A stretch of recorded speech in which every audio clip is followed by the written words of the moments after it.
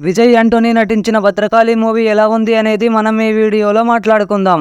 Bhadrakali movie story విషయానికి వస్తే, kit secretariat లో పవర్ బ్రోకర్. ఎలాంటి వర్క్ అయినా చాలా ఈజీగా పూర్తి చేస్తూ ఉంటాడు.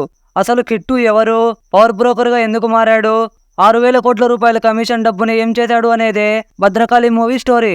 డైరెక్టర్ అరుణ్ ప్రభు భద్రకాళి మూవీని పొలిటికల్ థ్రిల్లర్ గా రూపొందించాడు.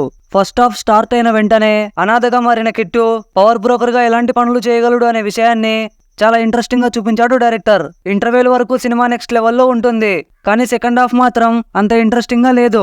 సెకండ్ హాఫ్ ని చాలా రొటీన్ ఫార్మాట్ లో డైరెక్టర్ డిజైన్ చేసుకున్నాడు. క్లైమాక్స్ కూడా ఇంకా బెటర్ గా ఉండొచ్చు అని నాకు అనిపించింది.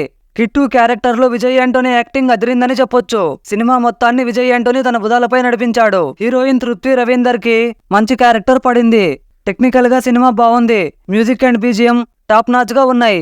ఎడిటింగ్ సెకండ్ హాఫ్ లో కొంచెం బెటర్ గా ఉండాల్సింది. సినిమాటోగ్రఫీ ఎక్సలెంట్ గా ఉంది.